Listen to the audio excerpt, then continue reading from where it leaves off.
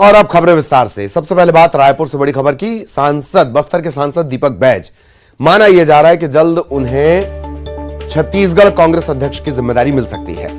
दिल्ली में सीएम से मुलाकात के बाद तस्वीर लगभग साफ है और अगले 1-2 दिनों में इस बात का ऐलान हो सकता है।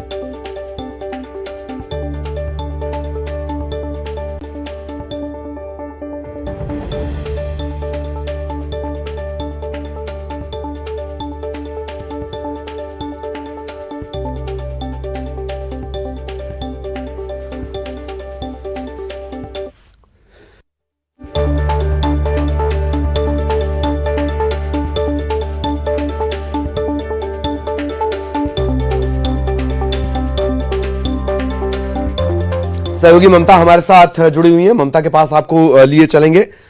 ममता, दीपक को कमान और 1-2 दिन में ऐलान, ये लगभग तय माना जाए?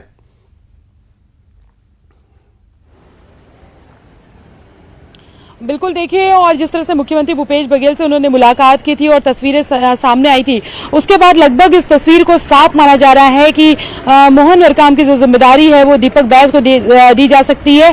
दरअसल कांग्रेस पार्टी में जो है वो सत्ता और संगठन के बीच में खींचतान की बात लंबे समय तक आ रही थी। दूसरी बात अगर हम बात करें तो जो मोहन मरकाम है उनका कार्यकाल पिछले साल ही खत्म हो गया था और इस बात को लेकर पहले भी कयास लगाए जा रहे थे कि अध्यक्ष जो है वो बदले जा सकते हैं और नए को जिम्मेदारी दी जा सकती है। क्योंकि चुनाव का बहुत ज्यादा समय नहीं बचा हुआ है, महज 6 महीने का समय बचा हुआ है और ऐसे समय में जो तमाम बड़े लीडर जो है वो दिल्ली में मौजूद थे कल, उसके बाद में ये बात और भी साफ हो गई थी कि पीसीसी का अध्यक्ष बनाने को लेकर खासतौर पर यह मंथन चल रहा है। और जिस तरीके से दीपक बैज वहां पर गए थे, मुख्यमंत्री भूपेश बघेल से मुलाकात की थी, उसके बाद से और उनकी जो तस्वीर सामने आई थी उसके बाद से ये लगभग तय माना जा रहा है एक तरह से कि दीपक बैज जो है उन्हें ही अध्यक्ष पद की जिम्मेदारी दी जाएगी और 1-2 दिनों में इसका ऐलान हो सकता है। दरअसल पहले अमरजीत भगत भी इस दौड़ में थे, लेकिन ये कहा जा रहा है कि अमरजीत भगत ने अभी इस जिम्मेदारी को लेकर थोड़ी सी नानुकुर की है और यही वजह है कि दीपक बैज जो है दो तीन कारण माने जा रहे हैं। एक तो बस्तर के सांसद है, बस्तर में धर्मांतरण का मसला जो है वो काफी गरमाया हुआ है, तो ऐसे में कहा जा रहा है कि उनके ऊपर अगर जिम्मेदारी दी जाती है तो इस मसले को जो है वो साधने में काफी आसानी होगी। दूसरी बात अगर हम बात करें तो आरएसएस लगातार जो है बस्तर और ऐसे आदिवासी जो बेल्ट है वहां पर लगातार जो है भीतर ही भीतर काम कर रही है चुनाव को देखते हुए। अब इसीलिए ये वजह है कि वैसे भी जो है एक आदिवासी चेहरे की तलाश थी। दूसरा है कि समन्वय जो है सत्ता और संगठन के बीच में कौन सा ऐसा चेहरा कर सकता है, तो ऐसे में दीपक बैज का चेहरा जो है वो खासतौर पर सामने आया है और यंग चेहरा भी है जो पिछले दिनों उदयपुर के जो चिंतन शिविर में जो बात कही गई थी और इसके साथ ही जो है उस पर बात कही गई थी कि 50 साल से कम उम्र के जो है 50% लोगों को खासतौर पर संगठन में स्थान दिया जाएगा। तो इस तीन तमाम जो वो है उससे जो है वो दीपक बैज जो है वो एक माकूल चेहरा जो है वो पार्टी को नजर आ रहा है और लगभग ये माना जा रहा है कि आज 1-2 दिनों में दीपक बैज के नाम का जो है नाम की घोषणा हो जाएगी। जी बिल्कुल बिल्कुल, बहुत बहुत शुक्रिया ममता इस तमाम जानकारी के लिए। अगली खबर अंबिकापुर से, जहां विधायक बृहस्पति सिंह की सरगुजा आईजी से शिकायत की गई है। सहकारी बैंक के कर्मचारियों ने शिकायत की है विधायक बृहस्पति सिंह पर मामला दर्ज किया जाए। अगर मामला दर्ज नहीं होता तो वो काम नहीं करेंगे। मामला दरअसल ऐसा है कि बलरामपुर जिले के कांग्रेस विधायक बृहस्पति सिंह की ये दबंगई सामने आई। एक वीडियो में विधायक सरकारी कर्मचारी से मारपीट करते नजर आ रहे हैं। इसके बाद बैंक कर्मचारियों के बीच नाराजगी है। नाराज बैंक कर्मचारियों ने 2 दिन के सामूहिक अवकाश का ऐलान कर दिया है और विधायक बृहस्पति सिंह के खिलाफ कार्रवाई की मांग कर रहे हैं। अगर ऐसा नहीं होता तो अनिश्चितकालीन हड़ताल की चेतावनी इन्होंने दी है।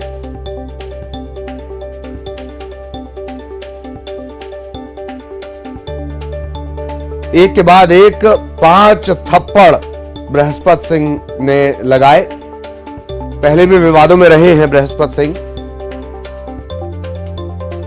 कांग्रेस के सीनियर लीडर पर आरोप लगा चुके हैं।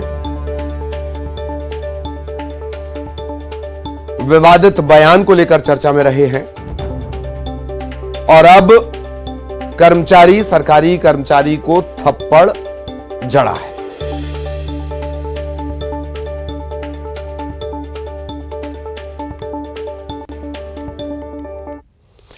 और अब खबर नरसिंहपुर से, जहां जिंदा जलने से 3 लोगों की जान चली गई। एक महिला और 2 बच्चों की जिंदा जलने से मौत हो गई।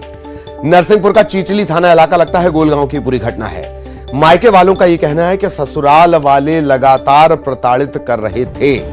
ससुराल वालों पर मायके वाले ये आरोप लगा रहे हैं।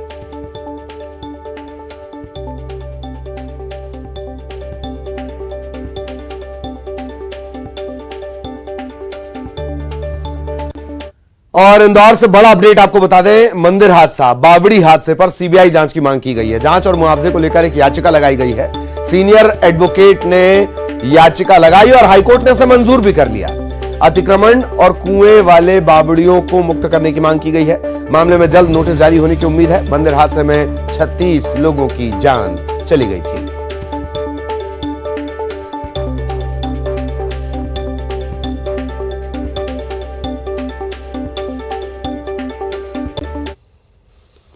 और इधर बावड़ी हादसे के बाद हिंदू संगठन मुखर हो गए। कुएं बावड़ी पर बने अतिक्रमण को हटाने की मांग ये कर रहे हैं। मजार है, दरगाह है, मस्जिद है, तत्काल इन्हें हटाने की मांग की गई है। हिंद रक्षक संगठन ने कमिश्नर कलेक्टर को पत्र लिखा है। जल स्रोतों को अतिक्रमण मुक्त करने की मांग की गई है।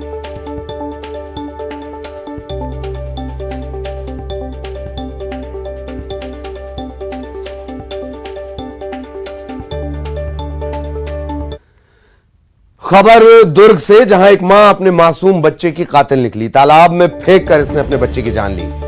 आरोपी मां को झाड़ फूंक पर भरोसा था। इसी के चलते यह बताया जा रहा है कि इसने ये अपराध किया।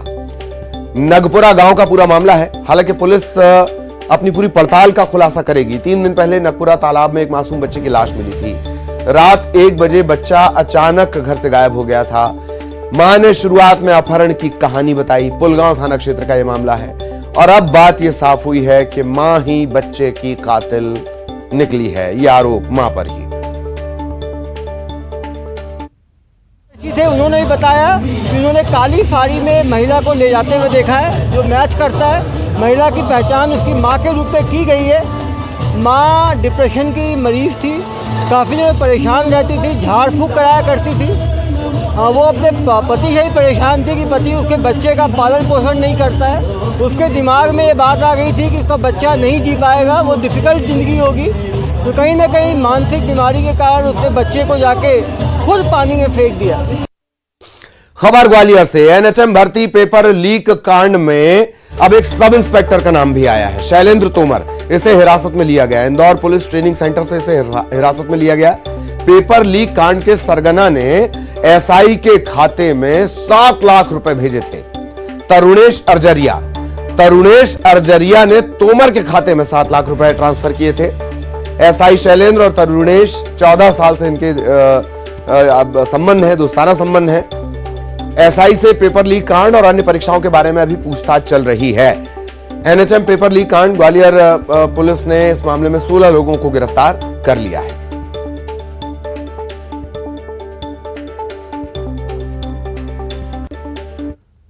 इधर छत्तीसगढ़ के कवर्धा में होम थिएटर ब्लास्ट मामले में बड़ा खुलासा हुआ है। इस मामले का मास्टरमाइंड निकला है जो दुल्हन थी, नई नवेली दुल्हन, उसका प्रेमी। पुलिस ने इसे गिरफ्तार कर लिया है। रिसेप्शन के दिन प्रेमी ने घर में होम थिएटर छोड़ा था। हेमेंद्र मेरावी की शादी रामनवमी के दिन उसके गांव से करीब 30 किलोमीटर दूर अंजना गांव में हुई थी। सोमवार की सुबह करीब 10 बजे शादी में मिले उपहारों को परिवार के लोग खोल रहे थे। इसमें होम थिएटर भी था। इसे खोलकर चालू किया गया और इसी दौरान इसमें जोरदार धमाका हुआ। यह धमाका इतना ज्यादा था कि कच्चा मकान ढह गया। ब्लास्ट की चपेट में आने से हेमेंद्र मेरावी बुरी तरह झुलस गया।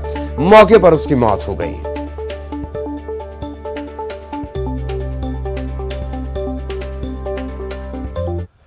भोपाल के शाहजहानाबाद इलाके में शराब दुकान का स्थानीय लोगों ने अलग तरीके से विरोध किया है।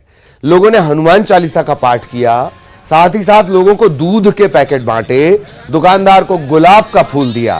मौके पर पहुंचे टीआई को इन लोगों ने ज्ञापन सौंपा है। दुकान बंद करने की मांग की गई है।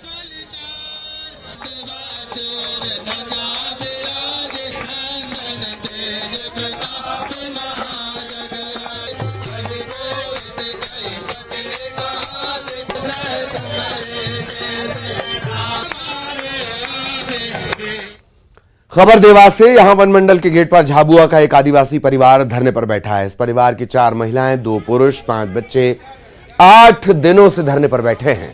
आदिवासी युवक दिनेश कटारा का कहना है कि वन मंडल पर उसके 7 लाख रुपए बकाया है।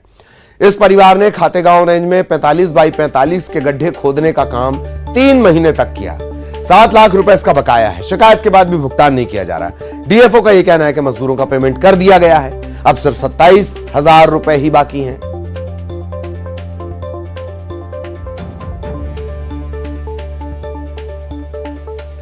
बड़ी खबर जांजगीर चांपा से। सोने मकान को निशाना बनाने वाला चोर गिरफ्तार। लाखों रुपए के सोने चांदी के गहने इसके पास से बरामद हुए। चांपा थाने के सिवनी से इसे गिरफ्तार किया गया। सोने मकानों को यह निशाना बनाया करता था। आखिरकार इसे गिरफ्तार कर लिया गया। लाखों रुपए के सोने चांदी के जेवरात इसके पास से बरामद किए गए हैं। चांपा थाना इलाके के सिवनी से गिरफ्तारी हुई है।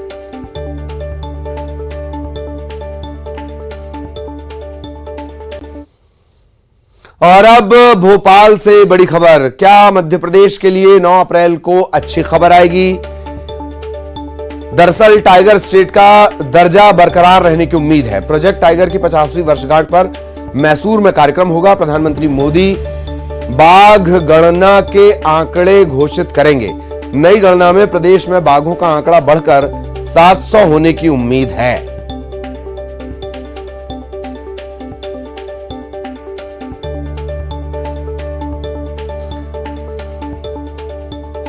तो क्या टाइगर स्टेट का दर्जा बरकरार रहेगा?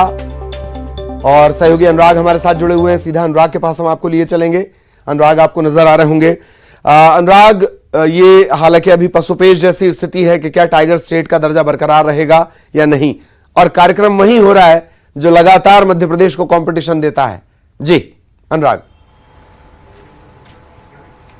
बिल्कुल, देखिए, मध्य प्रदेश का कंपटीशन एक तरीके से कर्नाटक का राज्य से होता है, लेकिन हाल ही में जो बाघों की गणना की गई है उसमें जो आंकड़ा निकल कर आ रहा है वो 700 के लगभग है। तो 526 से अब टाइगर की संख्या बढ़कर 700 हो रही है। और ऐसे में उम्मीद है कि मध्य प्रदेश को जो टाइगर स्टेट का दर्जा हासिल है वो बरकरार रह सकता है। तो पीएम मोदी की मौजूदगी में टाइगर सेंसस जो है जारी किया जाएगा और उसमें बताया जाएगा कि किस राज्य में कितने टाइगर मौजूद हैं। 9 तारीख को ये कार्यक्रम मैसूर में होगा। प्रदेश के वन मंत्री और वन मंडल के अधिकारी इस कार्यक्रम में शामिल होंगे और उसी दौरान साफ हो जाएगा क्या मध्य प्रदेश का टाइगर स्टेट का दर्जा बरकरार रहेगा या नहीं। लेकिन उम्मीद इसी बात को लेकर की जा रही है कि जिस तेजी के साथ बाघों की संख्या मध्य प्रदेश में बढ़ी है उससे मध्य प्रदेश को टाइगर स्टेट का दर्जा लगातार जारी रहेगा। जी चलिए, बहुत बहुत शुक्रिया अनुराग इस तमाम जानकारी के लिए। और अब बात करेंगे ऐसे वायरल वीडियो की जिसे देखकर आप भी कहेंगे कि चलिए जान बच गई। सोशल मीडिया पर एक वीडियो लगातार वायरल हो रहा है। इस वायरल वीडियो को जरा गौर से देखिए। खूंखार बाघ वन भैंसे को घेरने की, पकड़ने की कोशिश करता है, लेकिन वन भैंसे की किस्मत अच्छी कि वो बचकर निकल जाता है। वीडियो में नजर आएगा कि कैसे एक जंगली भैंसा तेजी से भाग रहा है, उसके पीछे एक बाघ लगा हुआ है शिकार करने के इरादे से। एक ऐसा भी मौका आता है जब बाघ उस भैंसे के बिल्कुल पास पहुंच जाता है लेकिन पकड़ नहीं पाता। सरपट दौड़ता जाता है जंगली भैंसा, पीछे मुड़कर तक नहीं देखता है। ये जंगली भैंसा है, असल में गौर है जो दक्षिण एशिया और दक्षिण पूर्व एशिया में पाया जाता है। दिखने में बिल्कुल भैंसा की तरह ही लगता है।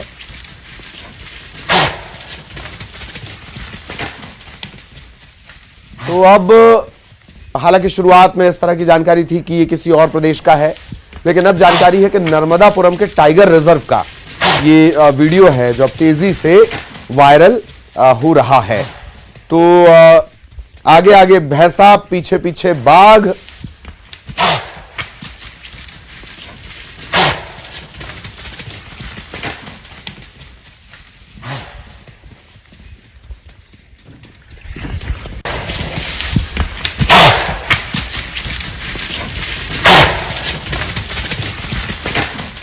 ये भी आप कह सकते हैं कि इस दिन, जिस दिन का ये वीडियो है, उस दिन भैंसे का लक काम किया और बाघ का बैड लक था।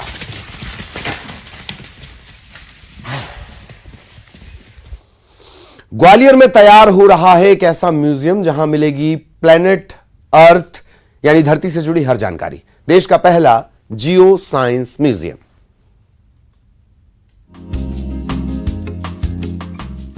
पत्थरों से लेकर जेमस्टोन तक, रिंग ऑफ फायर से लेकर डायनासोर तक, हर जानकारी यहां उपलब्ध है। यह है देश का पहला जियो साइंस म्यूजियम। ग्वालियर के ऐतिहासिक विक्टोरिया बिल्डिंग में करीब 35 करोड़ की लागत से यह अनोखा म्यूजियम बनाया गया है। धरती को लेकर उठने वाले हर सवाल का जवाब यहां मौजूद है। पृथ्वी का जन्म कैसे हुआ? धरती का सेंट्रल कोर कैसा होता है? अगर अर्थ के केंद्र बिंदु तक पहुंचना हो तो कैसे पहुंचेंगे? पृथ्वी पर जीव की उत्पत्ति कैसे हुई? ज्वालामुखी कैसे एक्टिव होते हैं? जब भूकंप आता है तब क्या होता है? डायनासोर कैसे खत्म हुए? ऐसे तमाम सवालों के जवाब यहां मिल जाएंगे। जियो साइंस म्यूजियम को 2 गैलरियों में बांटा गया है। पहली गैलरी इवोल्यूशन ऑफ अर्थ के बारे में जानकारी देती है, जो कि पूरी तरह से तैयार हो चुकी है, जबकि दूसरी गैलरी इवोल्यूशन ऑफ लाइफ के बारे में जानकारी देगी। इस गैलरी के निर्माण का काम जारी है। नगर निगम आयुक्त का कहना है कि इस म्यूजियम से ग्वालियर को देश में पहचान मिलेगी। लोग इस म्यूजियम में आकर अपना नॉलेज बढ़ाएं। इसके लिए म्यूजियम का टिकट काफी सस्ता रखा गया है। यहाँ जाने के लिए लोगों को 25 रुपए चुकाने होंगे, लेकिन स्टूडेंट्स को केवल 10 रुपए का टिकट देना होगा। ये इंडिया का फर्स्ट जियो साइंस म्यूजियम है और ग्वालियर में इस्टेब्लिश हो गया है। इस पे 2 गैलरी है। पार्ट 1 में इवोल्यूशन ऑफ अर्थ के बारे में है, जो तैयार हो चुका है। अब इसकी डेट ली जा रही है इनॉग्रेशन के लिए। इस पे गैलरी 2 जिसमें इवोल्यूशन ऑफ लाइफ के बारे में बताया जाएगा, वो नेक्स्ट 6 मंथ में तैयार करने का प्लान है। तो बहुत अच्छा काम है। ये ministry of mines, geological survey of India और ग्वालियर में नगर निगम के द्वारा सहयोग से ये कंबाइंड काम कराया गया है। म्यूजियम की पहली गैलरी तैयार होने पर जीएसआई के महानिदेशक डॉक्टर एस राजू निरीक्षण करने पहुंचे। इनका कहना है कि म्यूजियम लोगों को समर्पित करते हुए इसका शुभारंभ देश की बड़ी शख्सियत से कराए जाने की प्लानिंग है। इन्होंने कहा कि इस म्यूजियम की कई खासियतें हैं। यहाँ ऐसी दुर्लभ चीजें भी मौजूद हैं जो अंटार्कटिका, जापान समेत दुनिया भर से लाई गई हैं। खासकर जेमस्टोन, बेशकीमती हीरे, जिनकी कीमत करोड़ों में है। ये हमारा भारत का पहला म्यूजियम है, नेशनल जियो साइंस म्यूजियम। इसमें गैलरी सर ने बताया गैलरी 1, गैलरी 2। गैलरी 1 तैयार हो गया। इसी महीना में, अप्रैल के महीना में हम इनाग्रेट करने वाले हैं, उद्घाटन होने वाला है। इसमें अनेक चीज़ है, अंटार्कटिका से और जापान से, और हमारा ज्वालामुखी कैसे होता है, इसमें पूरा नेचुरल दर्शा गया है। ये मध्य प्रदेश आम आदमी के लिए, बच्चे लोग के लिए, कॉलेज स्टूडेंट्स के लिए बहुत आकर्षित होगा। ग्वालियर नगर निगम, खनन मंत्रालय और जियोलॉजिकल सर्वे ऑफ इंडिया के प्रयास से देश का पहला जियो साइंस म्यूजियम तैयार हो चुका है। खनन मंत्रालय और जीएसआई की योजना है कि एमपी में जियो साइंस पार्क तैयार किया जाए। प्रदेश के लिए ये गर्व की बात है।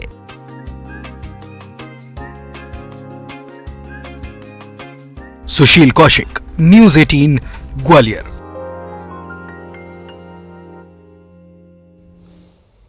और इसी के साथ इस बुलेटिन में इतना ही। खबरें जारी हैं।